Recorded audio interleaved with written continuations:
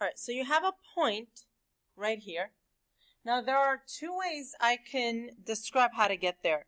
One is using rectangular coordinates, and I can just say, okay, go horizontally for this many units, and then go vertically for this many units, and you get to that point.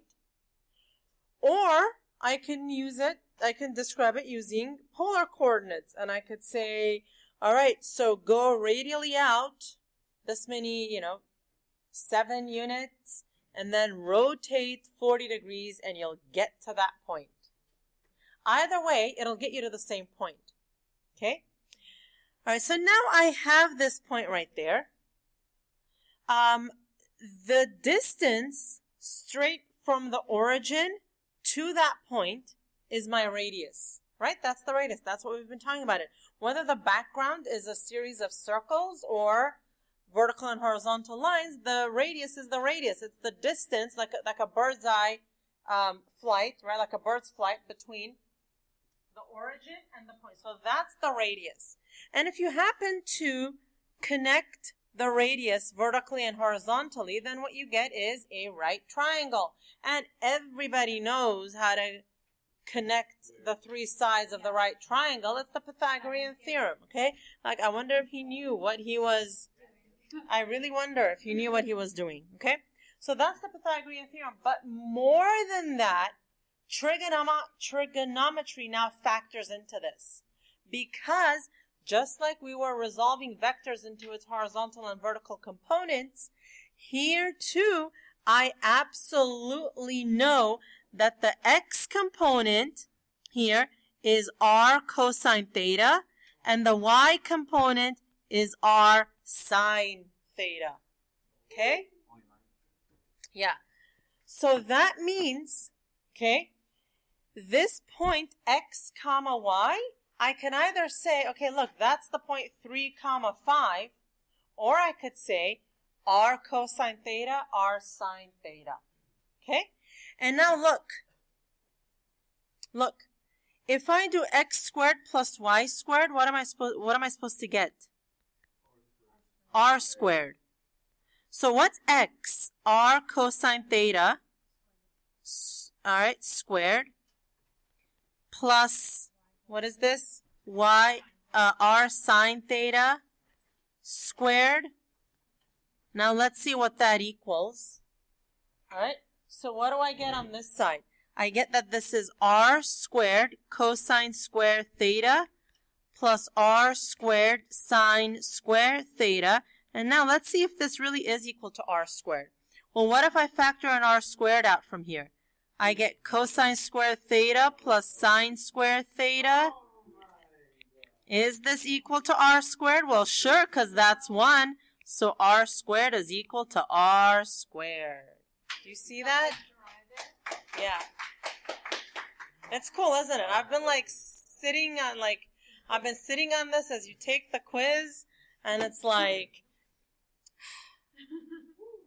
is this your favorite? Do you see this?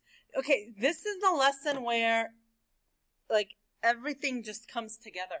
This is it, because our world is this universe, it's like this spherical space, right?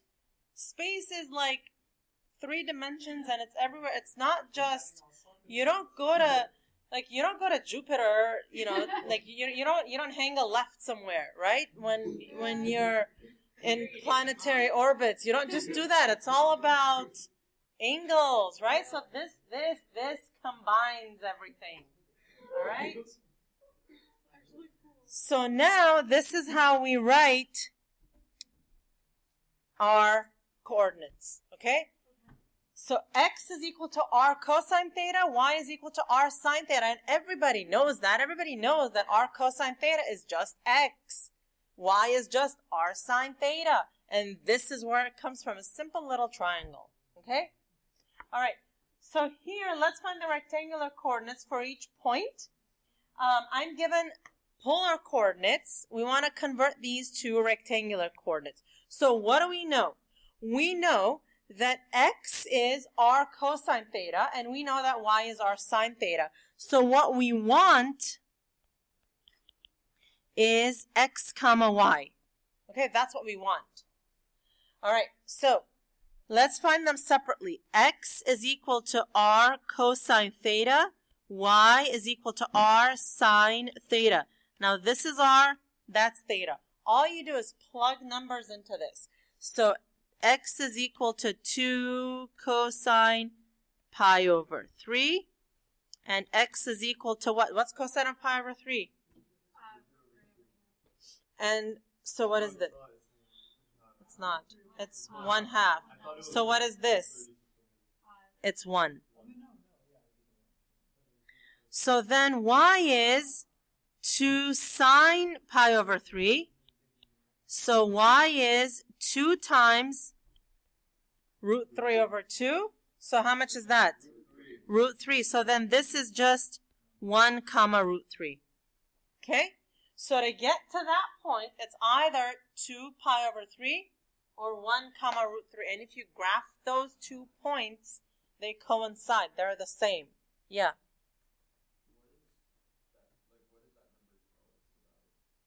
So how do you get to that point? You either go 1 on the x-axis and root 3, which is 1.7 on the y, or you could go a radius of 2 at the angle of pi over 3. Either way. Either way, you get to that point. It is interesting. Okay? Okay, so let's do this one. Now, x is negative 5 cosine 45. Y is negative 5 sine 45. And we know that cosine and sine of 45 are equal at root 2 over 2. So this is negative 5 root 2 over 2. This is negative 5 root 2 over 2. So this is, yep. So this is, if you go like radially out 5 degrees, right? This is the 45 degree mark. If you go out 5 units, that's where your point is. Okay, this is pi over 4.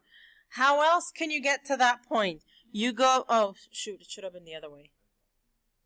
It should have been this way here.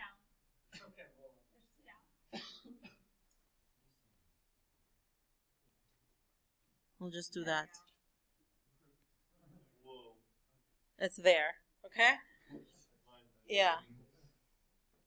It works with this one. So, or you could just go 5 root 2 over 2 this way, and then 5 root 2 over 2 down, and you get to the same point. Okay? All right. So this was going from polar to rectangular. Now, how do you go from rectangular to polar? All right, to go from rectangular to polar, this time, what do you have? This time you have x and y, and you need r and theta. Okay? Well, if you have x and y, how do you find r?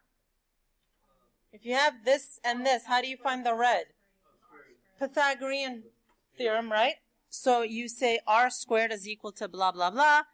And now, if you have this distance and that distance, if you have the y and the x, how do you find the angle theta? It's the tangent. So if you have y and x, to find theta, it's inverse tangent of y over x. So that's how we're going to do that. Yeah, if you know the y and the x and you want to find this angle theta, it's the tangent. Yeah. So I'll do one and then we'll pick up next time. So here what I have are x and y. So remember, this is x, this is y. Now to find r is the square root of x squared plus y squared. It's just your Pythagorean theorem. So r is the square root of 4 plus 16, which is the square root of 20. So r is 2 root 5. Now it says to round to the nearest hundredth, which it's 4.47. Now for theta, whoops. Now, theta, it's going to be inverse tangent of theta is, I'm sorry, other way. Theta is the inverse tangent of -4/2, right? Plug that into your calculator in radian mode.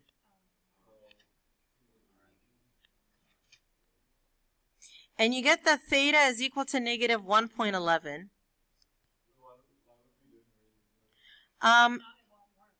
Because polar coordinates, we're expressing in terms of pi. This is just easier. So where is -1.11? Look, this is 0. And if I go this way, this is -3.14, which means this is -1.57. So -1.11 is here.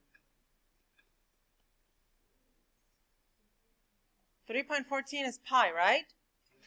Okay. So this is -1.11. Now it says find two pairs of polar coordinates. Now, if your tangent is negative, then we're in quadrant 4 and what else? Quadrant 2. So you can either find the equivalent in that one, or you could just add 2 pi to this one. Okay? So theta plus 2 pi is theta plus 6.28. So -1.11 plus 6.28 gives you, right. So my 2 points are positive 4.47 and -1.11, and 4.47 and 5.17. All right, we'll pick up from this tomorrow. Do we meet tomorrow? No, we need. All right.